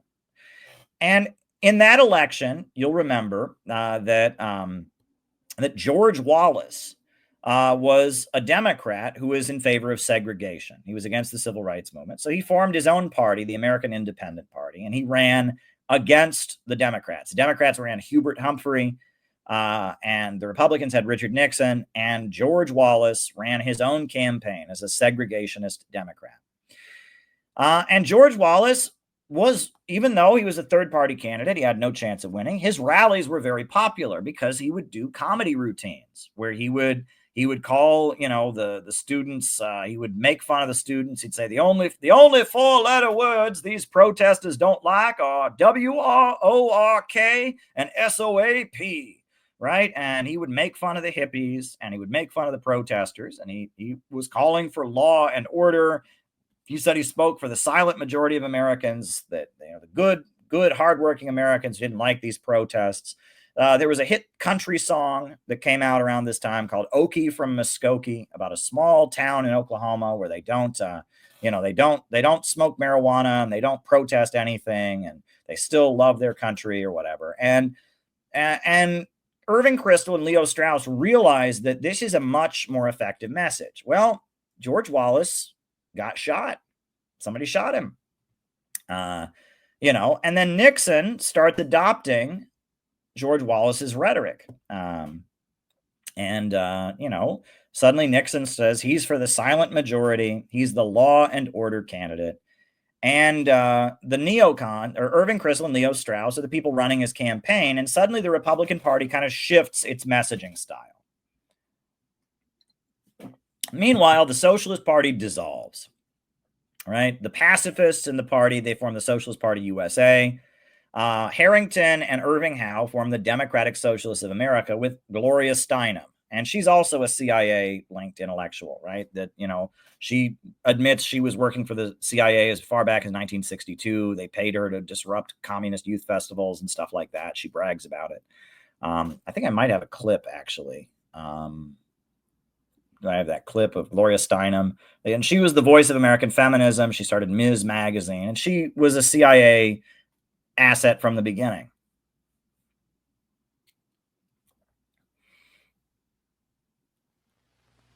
Gloria, at the festival, you worked for the Independent Research Service. That's right. Well, exactly when did your own association with the CIA start, and in what fashion? Did they come to you, or did you go to them? In 1958, when I came home from India, I discussed with student leaders, past and present, many of them active with the National Student Association, this kind of small foundation to encourage Americans to go. They thought it was a good idea, too. I was then told by foundations and professors and friends that I should not do this, that I would get in trouble with the House Un-American Activities Committee, the American Legion, all of those 50s people. And I became convinced that it was impossible. It was at that point that the student leaders said to me that they had in the past received funds for international programs from the CIA, and that they felt that this was important and could also be partly funded by the CIA. Well, I mean, did you feel that you really tried? I mean, did you go around to all of the wealthy private foundations, wealthy private people, and explain your point of view, and explain why you felt it was important that the United States be represented at these things in a certain way? What did they tell you? They told me that, well, the Ford Foundation, for instance, told me that they thought we were too liberal and too controversial, and that we would endanger their cultural programs in Austria. I mean, the first festival was being held in Vienna. It was not encouraging at all, and the private individuals to whom I went often had particular points of view to put forward, which would have been much, much more restricting than the CIA funds were, which were free. I mean, no one was told what to say. What do you mean they were free? You mean to say it was easier for you to work for the CIA than a private organization? That's right. And the reason I think that comes as a surprise, as it did to me at the time. I mean, I had the conventional liberals' view of the CIA as a right-wing incendiary group. And I was amazed to discover that this was far from the case, that they were enlightened, liberal, nonpartisan activists of the sort who characterized the Kennedy administration. Yeah, at this time, the CIA was funding art galleries, Jackson Pollock. They're funding, experimental music. They're funding all kinds of Trotskyist groups. So yeah, of course, she's shocked. Oh, the CIA are liberals. Well, of course they are, right? I mean, that's, there you go. So, Gloria Steinem, and then there's a minority in the Socialist Party that supports Richard Nixon and eventually supports Ronald Reagan, and they form Social Democrats USA, which is like the Marxist conservatives or whatever. They're neocons basically, right? So what do we take from all of this, right? So where is the continuity? Like, from Trotsky all the way up to to Irving Kristol and Leo Strauss, and this layer of like socialists who support Ronald Reagan. Like, what's the continuity here? Well, Lenin warned about what he called the spirit of the ghetto, which is that in Tsarist Russia at the time they were forming the Bolsheviks, there was a group of Jews who said, no, we can't join the Bolsheviks because Jews are so special and so different. We have to have our own group because we can never be in the same organization as non-Jews. Lenin, himself of Jewish descent, said that's ridiculous. And he condemned what they called Bundism, this idea of having a separate socialist communist group for Jews only. He condemned it, and he said it's the spirit of the ghetto. And he said the most blatant version of the spirit of the ghetto is Zionism. However, Bundism is one expression of it, right? And it's this notion that we're so different than everybody else, and the masses of people are all a bunch of hateful anti-Semites and all of that, and we're just so much better. We just have to have our own separate country, our own separate, party, our own separate group, right? And Lenin warns that's the spirit of the ghetto, and that echoes some of what Marx wrote in his infamous essay on the Jewish question.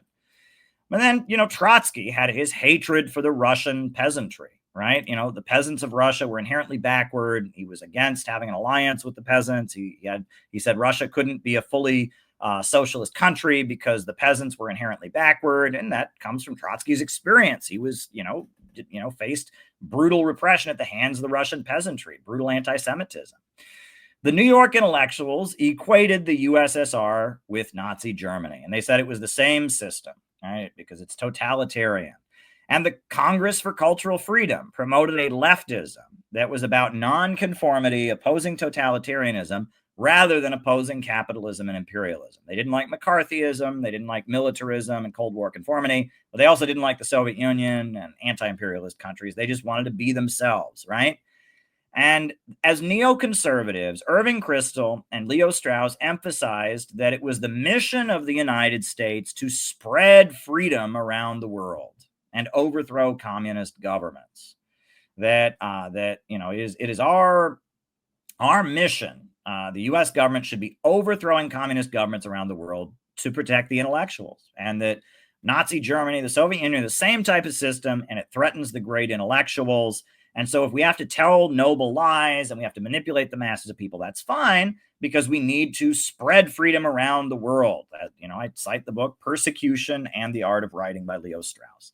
And that totalitarianism, in their view, is excessive democracy, which makes no sense. Totalitarianism is supposed to be the opposite of democracy. But in their view, totalitarianism is excessive democracy. It's what most people are totalitarian, he argues. Most people are authoritarian. Most people worship cults of personality. Most people follow orders. And that's why most people need to be suppressed. And most people need to be controlled because they're dangerous. And if most people are brought into politics, they will eventually set up some kind of totalitarian state. And that's why, and it's this weird, circular logic where in order to have democracy, you have to suppress democracy because democracy will lead to totalitarianism. It doesn't make any sense, but it's a lot like what we hear nowadays, right? Russia, we're told, is bad because Putin's a dictator, we're told, and they don't have freedom. So that's why we have to ban RT, because people might listen to it and then become sympathetic with somebody who wants to not have freedom. It's like a dog chasing its tail. It doesn't make any sense, right? Liberalism the Western ideology that celebrates individualism above all else, it doesn't make sense. It is a dog chasing its tail, right? At the same time, the founding fathers of the United States were writing about the rights of man and freedom. They had slaves. Well, that doesn't make any sense now, does it? And that there's a million examples of this, that wherever you have liberalism, there's always a huge amount of illiberalism propping it up, right? That the USA never would have won the Cold War if it wasn't for all kinds of brutal authoritarian military regimes that they backed. And those brutal authoritarian military regimes tended to use the government, the military, to stabilize the economy, and they had central planning. So, you know, if we're supposed to be fighting for the free market, we're supposed to be fighting for freedom, free speech, and freedom of religion, but all kinds of governments the USA aligned with to defeat communism did not have free markets. They had the military running the economy, and they didn't have freedom of speech or freedom of assembly. The Shah of Iran, Park Chung-hee, various military dictatorships in Latin America. So it's like liberalism, it's a dog chasing its tail. It never exists. It's an illusion. It's something that the rich and powerful use to justify what they do. But there's always authoritarianism and illiberalism beneath the surface. And that comes out whenever they're threatened. And, just like during McCarthyism, well, America stood for freedom. So that's why the Communist Party had to have their freedom taken away to make sure we kept our freedom, right? Or, nowadays, right, we got to outlaw RT so we can keep our freedom, right? So we got to take away the freedom of all the journalists who work for RT, anyone who wants to hear the pro-Russian opinion, because if people hear those ideas, they might support somebody who doesn't believe in freedom like we do, supposedly. So this is liberalism, right? And it's always a dog chasing its tail.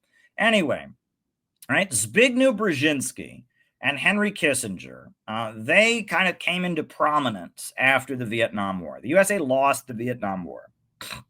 And so after the Vietnam War, the Rockefellers gave a huge amount of money to Brzezinski and Kissinger to set up something called the Trilateral Commission that would reinvent U.S. foreign policy so that they would not, lose like they did in Vietnam. And the Trilateral Commission came up with all kinds of documents about how U.S. imperialism could get the upper hand. Communism was spreading all over the world in the 70s. And so how could the USA defeat communism? And one of the things they came up with was aligning with China, which was a communist country, against the Soviet Union, right? China was communist, the Soviet Union was communist, but China had a falling out with the Soviet Union. So Henry Kissinger made it his mission to align with China against the Soviet Union. And it took about 10 years, but ultimately in the early 70s, China started aligning with the United States against the Soviet Union. Manipulating various anti-imperialist movements against each other. After the Vietnam War ended, Pol Pot, who was a communist, invaded Vietnam and fought against Vietnam. And there was the Kampuchea War. Well, the USA was funding Pol Pot, and so was China. And the Soviet Union was funding Vietnam. And the Iraq-Iran War went on for 10 years. You had Shia Muslim revolutionary anti-imperialists versus Ba'athist Arab socialist anti-imperialists fighting each other. That's Brzezinski, right? It's geostrategic, right? The idea is we're going to manipulate, we're going to be strategic, we're going to isolate Russia and the Soviet Union. He called it the grand chessboard. He even wrote a book called The Grand Chessboard about basically the goal is to keep Eurasia divided, keep the barbarians killing each other is how he described it, right? And that was his strategy. That is not neoconservatism. The neocons tended to come out of what was called Sovietology, which was a whole academic school that existed in the 1970s and 80s of people who studied the Soviet Union. And they viewed it as inherently evil, and they perceived the United States as having a righteous mission and responsibility to overthrow totalitarian governments. Very, very different. Very, very different approach. Brzezinski will fund communists if they fight the other communists. He wants to make friends with China against the Soviet Union. Neocons, on the other hand, say, no, America is on a righteous crusade to overthrow communist governments. So Brzezinski and Kissinger are not neocons. The neoconservatives have a different perspective, right? The neocons think the United States should go around the world spreading freedom. Henry Kissinger and Zbigniew Brzezinski want to play geostrategic games to ensure U.S. dominance over Eurasia. Very different strategy. 1989, various communist governments are toppled by George Soros in the color revolutions. At the same time, the USA-backed military regimes are also toppled. And a lot of these military governments the USA supported also collapsed in the late 80s and the early 90s because they were no longer necessary. And the neocons believe in freedom, right? They're not concerned about, well, we'll align with this authoritarian government to fight this one. No, they just want to spread the free market and capitalist freedom and the individualism. They want to spread it all over the world. They're on a crusade. In the 1990s, neoliberal economics, which is total free market economics, reigned supreme. And it was assumed that the USA had a duty to spread freedom, right? And this became very much cemented in U.S. society. What the neocons believed, it started to become very much part of what everyone believed. Bill Clinton bombed Serbia in 1999. And Serbia was not accused of attacking the United States. Serbia had not invaded another country, but Serbia was accused of violating human rights in Serbia, right? And the civil war against the Chechen Islamic movement, the Kosovo Liberation Army, ethnic Albanians who lived in Kosovo, who were Muslims, were trying to overthrow the government of Serbia. Serbia fought against them, and there was this whole public relations campaign saying that the Serbs were committing genocide against the Albanians. So, based on that, Bill Clinton bombed Serbia. He didn't need to say that Serbia had committed any crime. He did not need to say that Serbia was threatening its neighbors or anything. It was just, they're violating human rights, and America has a duty to spread freedom.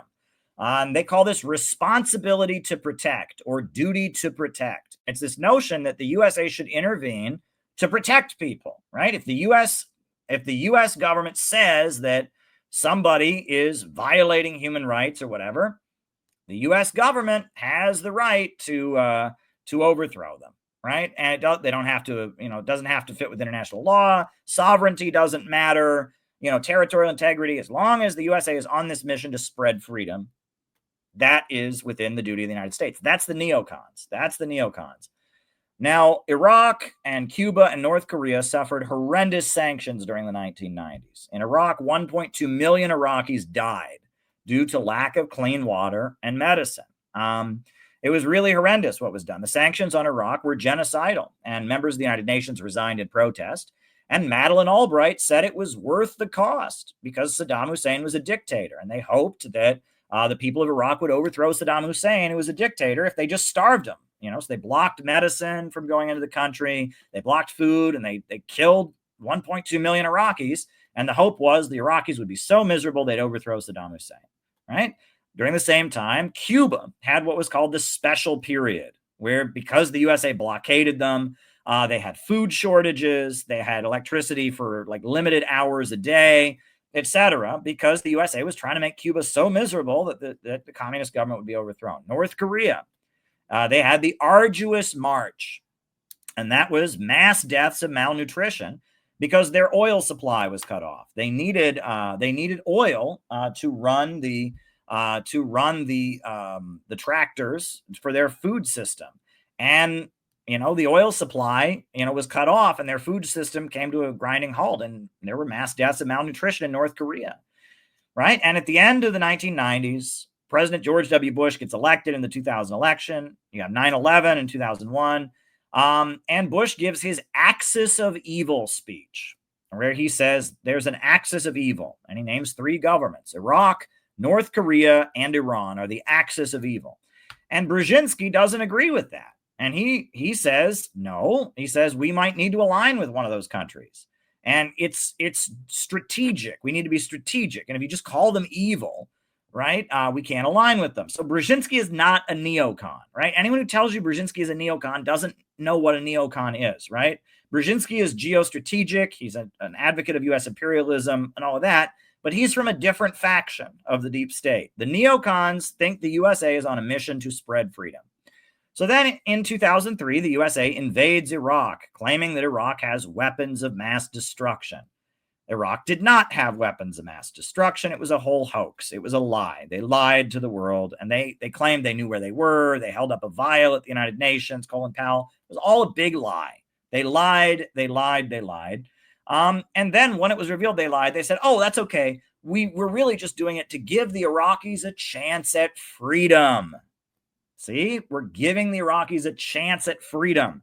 spreading freedom. That's the neocon mission. We're spreading freedom all over the world to protect the intellectuals from totalitarian regimes that would threaten their freedom, right? And you remember that, when Israel invaded Lebanon in 2006, Condoleezza Rice said, all the death and killing and all this is the birth pangs of a new Middle East. We're going to get democracy in the Middle East will come out of this. And, this is glorious. All this death and killing, Israel invading Lebanon, Iraq destroyed, hundreds of thousands of people killed, all this death and killing. It's all good because this is the birth pangs of a new Middle East, right? This is the neocon way of viewing things. Well, what happened? The oil prices rose to very high levels after the USA invaded Iraq, right? An oil producing country was blown to shreds and the oil prices went through the roof. $120 a barrel, the highest oil prices in history. And that made a lot of money for ExxonMobil and BP and Shell and Chevron, but it also really helped Russia. It really helped Iran. It really helped Venezuela, Angola, and Libya. And these are countries that, are rooted in anti-colonial revolutions. Russia rebuilds its economy. Putin comes into power and restructures Russia's economy to around oil and gas, a state-controlled oil and gas company. And Venezuela starts spreading Bolivarian socialism all across Latin America. And Angola, has an economic boom. And Libya becomes the head of the African Union. And Gaddafi is very popular. And all these critics and opponents of U.S. imperialism around the world really gain because the oil prices are through the roof. Plus, Europe, the NATO countries did not agree with invading Iraq. And so they're really, really hostile to the United States. And they're friendly to Hugo Chavez because he's against America. And so, a lot of the European countries are not supporting the United States. So at that point, and then to top it all off, 2008, you had the financial meltdown. The neocons were booted out of power. They failed, right? Their spreading freedom ideology, it ultimately hurt U.S. imperialism. It strengthened Russia. It strengthened Iran. It strengthened Venezuela. It strengthened Angola and Libya. And it alienated Europe. And they were not useful. And the Muslim countries, Muslims are an important ally of the United States in the Middle East. The Muslim Brotherhood has been one of the main supporters of the USA in overthrowing anti-imperialist governments in the Middle East. Well, Bush called the war on terror a crusade, and Bush was aligned with all these evangelical Christians who hated Muslims, and so the Muslim world is not willing to work with the United States. And so the neocons, basically, they screwed up. Their noble mission to spread democracy all over the world, it failed. And it alienated the United States from Europe, and it led to the rise of Bolivarianism in Latin America. It led to a strong independent Russia. They're basically viewed as having failed.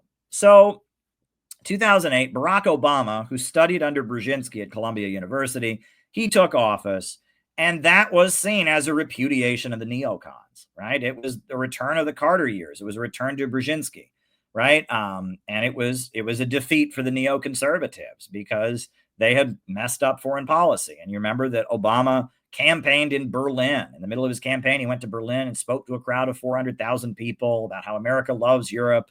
And you remember that, Obama, right after he was elected, he went to Egypt and he apologized for overthrowing the Iranian government. And, and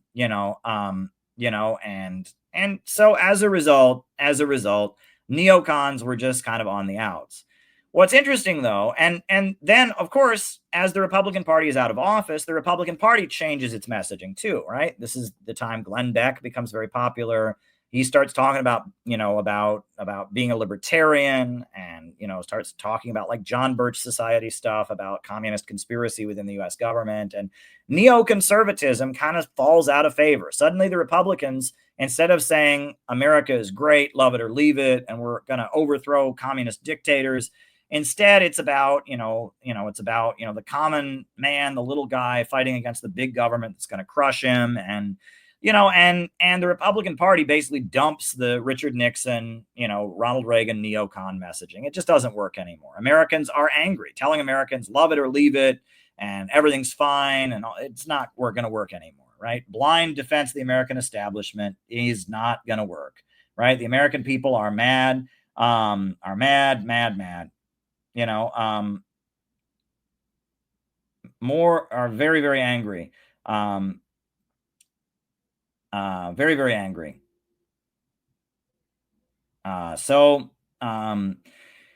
So basically, what's interesting is that the neocons are basically out of power in terms of running the messaging of U.S. foreign policy. You know, Trump is not a neocon; he's a Republican. The Democrats don't talk like neocons. However, you know, um, at the same time, almost all the people in Congress and all the people in, the intelligence agencies, they've all been trained by neocons. So even though the neocon way of viewing things has kind of fallen out of favor, this notion that the USA should be spreading freedom and overthrowing governments, that the USA is on a crusade to overthrow totalitarian regimes, that Nazi Germany and the Soviet Union are the same, and they're both an example of excessive democracy and populism, that is really still what the bulk of the American government believes. The people running the military, the people running the CIA, the people running the deep state, that's what they believe. Now, Tulsi Gabbard doesn't believe that. Trump doesn't believe that. Trump said that, the weapons of mass destruction was a lie. No more toppling regimes. Trump talks like a populist, right? Tulsi Gabbard doesn't believe that. She's kind of made her career opposing the neocons and opposing regime change wars. However, because from the late 70s until the Obama administration, that's just pretty much what the American government believed. The bulk of the people within the deep state have a neocon perspective. And what's interesting is that both the mainstream right wing that celebrates the free market, that hates communists, and the mainstream left wing, breadtube, both of them believe this, right? You remember Vosch went after me, and he said that, defending the Soviet Union is the same as defending Nazi Germany. Anyone who would support North Korea is just the same as somebody who supports Nazi Germany. That's neocon rhetoric, right? And DSA and the woke left, the people running their messaging, and, DSA was started by the same people who started the neocons, followers of Max Shachtman, right? And that neocon ideology is everywhere, even though as a movement it's played out. The American people don't want to hear it. The American people don't support regime change wars. The American people, they are in a populist mode. They are angry at the government. So it's kind of interesting, right? Neoconservatism is really the ideology of the American state, but at this point you can't get elected preaching it. The American people don't want to hear it, and that's very, very interesting. But so the reason I made this slideshow is there's all this talk about neocons nowadays, right? And I know Nick Fuentes is talking about this, and he just blames it on the Jews in this like racial way. And there's other people talking about this. No, this is important history, right? Where did all this come from? And what's the continuity? How do followers of Trotsky lead up to, the people running the Reagan administration? Well, it's anti-populism. It's hatred for the people. And that is really an expression of what was called philosophical irrationalism, right? Philosophical irrationalism. This is a very, very good book. It's a critique of Nietzsche by George Lukács. And philosophical irrationalism is the idea that there is no truth, and that great intellectuals can make truth for themselves, and that if anyone tries to tell you that truth exists, they're a totalitarian. And they're trying to take away your freedom, and that the masses of people form mass movements based on truths, and that's the greatest threat, and that you have to be an individual and engage in deconstruction. This is postmodernism, right? This is Leo Strauss. This is Ayn Rand. This is Irving Kristol. This is Hannah Arendt. This is Susan Sontag. It's anti-populism and it's anti-truth, right? It's anti-truth. It is the idea that everything is a matter of opinion, that there is no real truth, and that the masses of people are the most dangerous. That's really what defines the Western world, is philosophical irrationalism. And Lukács has written a lot about it, and I've highlighted it a lot. This is the ideology, this is the ideology that kind of defines the Western elite, right? That the individual above all else, great individuals don't play by anyone's rules. There is no real truth. Tearing things down and deconstructing is the only, righteousness. That is the ideology of the Western world. And the right emphasizes the economic side of it, and the left emphasizes the social side of it. But it is radical individualism and liberalism as an attack on truth and reality. So there you go. That is my presentation for tonight. I hope that was informative. But I just wanted to clear up what the neocons are, where they came from, and the connection to Trotskyism, how they fit in with Trotskyism, because it's interesting. It's very, very interesting to note the continuity there.